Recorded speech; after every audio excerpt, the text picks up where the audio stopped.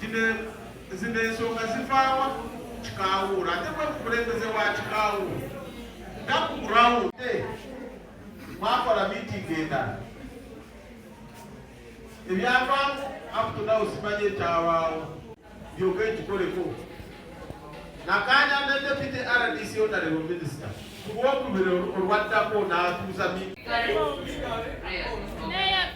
Madamu ekyasinga okutuluma ng'ababemba abasinga obungi abatandika ekintu kino naye maama bwe bategereza kindi bafunye neeri bafunye abantu ne bayita ewaabwe bakoze ebyabwe baboolidde minisita ne babasoma amanya akazindalo kazze kyekyo nakyo kiri wano nesangawo ebbaluwa ng'egamba sebo ngesayiningibwa madamu Julia alipala oteekemu Katundu ojamu madamu Ensimbi oteekemu ani kubanga nze simanyi bantu bakika leaders ate bakyamba LC1 abakulembeze abantu badde nga bagamba gano manya ge batuufu emikono gyabwe giriwa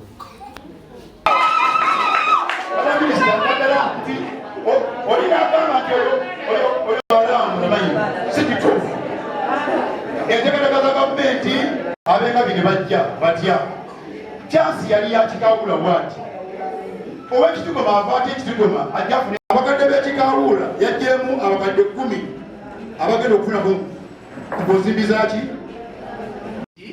yesente buli household sente si ya muntu kino muno the money is given to a household enju zibe ebimu bye mulaba wano olumu bikatinga cross nosanga nga basako leaders bakwatagana n'abambula muno okugabibwa n'engeri gye mugenda okuziza kati ekisooka wano nti waliwo akakiiko wali etuyita the vetting committee ebbaluwa yawandiikibwa mukama wange era village meeting zeeza amanya bwe mumala ogaweereza sako nayo nekola omulimu gwayo nemanaginga then ngaeweereza ew'omukulu wa round plan ye wali olumala ku system wali ng'akola approval si bwe kiri kati ye ng'aweerezawa mu bank for payment nga kati ate twafunye eno enkola endala eya mobile wallet naye ndowooza banka simanyi ki gye mulimu there are few banks that are involved those banks that ezakiriziganyiza ne post bank eno banka yaffe ya gavumenti yabawadde password bagenda kubanga basobola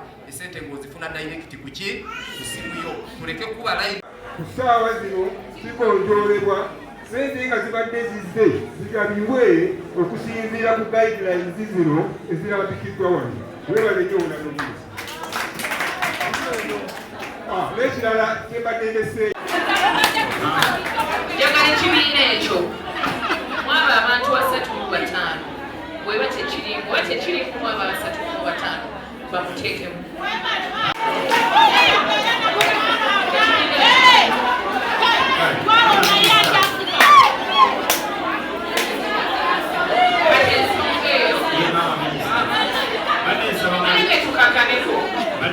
wakasawo tukira ku nsonga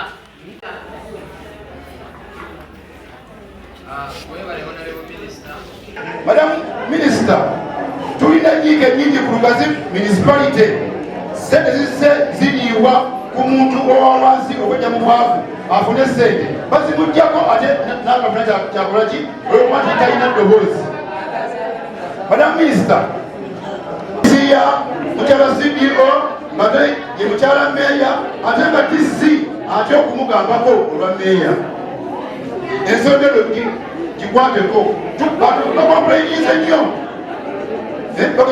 bakompulenyize nti abantu of recent bakwata omukozi mu ofisi ya CDO ng'alidde ku bakadde emitwalo aga simanyi nsonga ezo zakoma luddawa. Lisiti yafulumye ey'abantu abafunye ku PDM abantu bali 7 oluvannyuma lw'okwetegereza lisiti ebulaki eyasooka nti 40 gali vijupuli tebali batuze bawa daddala kikawula ennamba mu kamwanyi evaayo otyo omuntu omu ng'ate abantu balinga 10 abasabaki abasaba ssente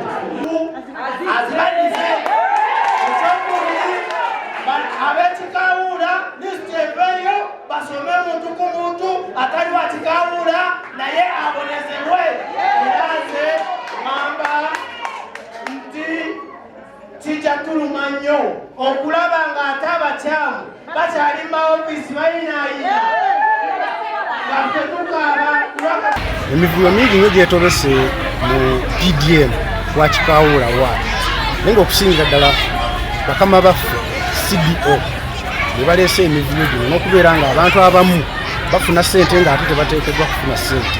Kyannaku nnyo abamu ne tutuuka n'okusibwa naye nga byosibwa mu butuufu tobitegera olw'okuba otaddewo omugongo eri abantu abagwa mu layini erya 39% abateekeddwa okufuna ssente naye nga mu butuufu olabira ddala omuntu nga bamusuula ttale nga tafunye ssente ate ng'abafunye ssente oluusi tebasaanidde kufuna ssente.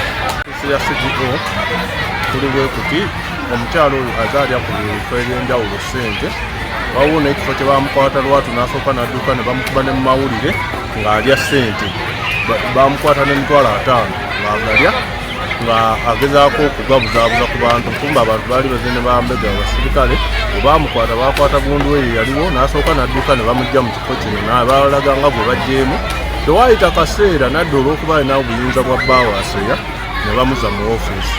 Olwaleero tugenza okwetegereza emivuyo gyonna egijja gitambula nga ye mwennyini yagirimu era n'abantu okutambula obubinze wange ku kyalo ebivuunya by'embeera oba mu muluka gwaffe ebivuunya nga tukakaatikako abantu 5 be tutamanyi abatali ba muluka gwaffe bajje bafune ssente ez'omuluka gw'ebivuunya era n'ateekawo oda nti nga tebafunye ssente teri muntu mulala kufuna ssente nga bo tebaliiko n'alemesa abantu 78 okufuna ssente. Tumugoba mu ofiisi ffe tulina ekisuubi n'amaanyi okusuubira nti egenda kyusa kinene ku Parish Modal Lugazi Municipality era gavumenti tujja gyebaza ng'omukyalo ono aviiridde ddala mu Lugazi Municipality ne bamwongerera ewala gy'abakolera vuluguwe.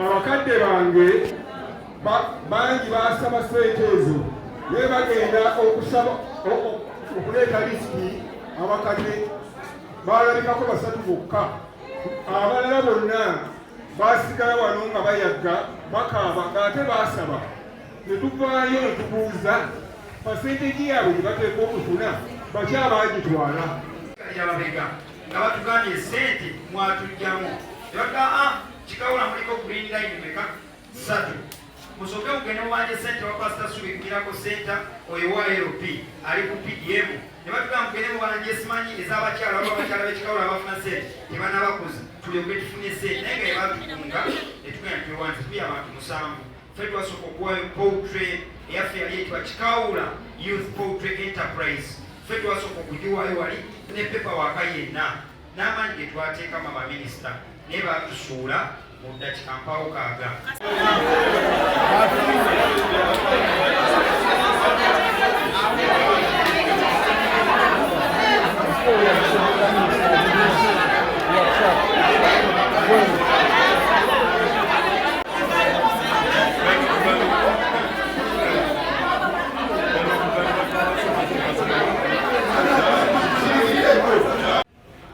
Okuteeka abantu ku system okuforminga ebibiina ze tuyita enterprise groups teri mutendera gwonna from the first step paka kwefembayo wofunira ssente zo toyina wantu woyina kusasula ne ssente meka members akawogendaga nati nagambe tukiriziganye owulidde.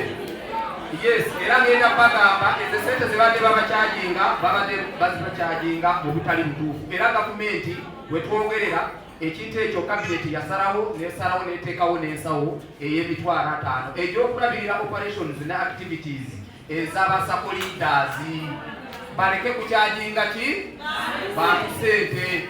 So esente eno ekirala kyemulina okumanya ssente ya munaku ssente yakugezaako kudevelopinga abantu kubajja muki mulwavu. Okay, so banks ze mwagulamu accounts ssente zino nga emisoso gyonna giwedde kubanga emisoso gyo biki mingiko ate njagala tukikiriziganye lwaki weegiri kugezaako kusafeguardinga ki ssente ezo. Teri wantu wogenda kusaba ssente looni yonna mu banka n'oyingira buyingizi n'ofulumana ki na ssente. So emisoso egyo girina okukola ki girina okubeerawo. ensonga y'okupiininga omuntu omu nsonga eyitiridde. Essaawa zino zenjogereramu nataddeko anti-corruption. Twawandiise ebbaluwa egenda otuukira mu ofiisi ya town clerk ku nsonga zembadde mpulira. So mbadde nsaba town clerk yatwala abakozi mu Najjembe, Kawolo ne Lugazi.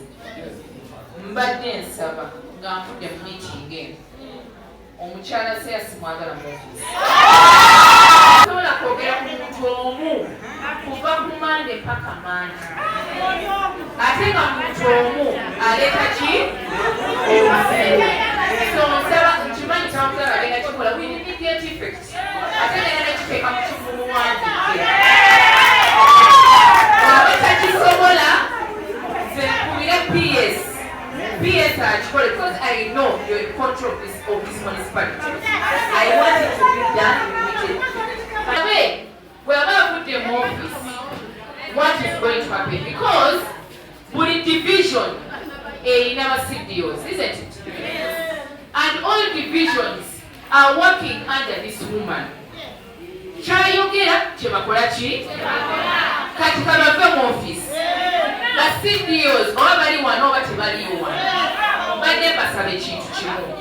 Mukole kye mulina okukola. Oba temukoze kye mulina okukola. Amazima ngenda basiba. And with the directive of the cabinet minister, there is no option that you can short circuit. I will comply as guided by your office.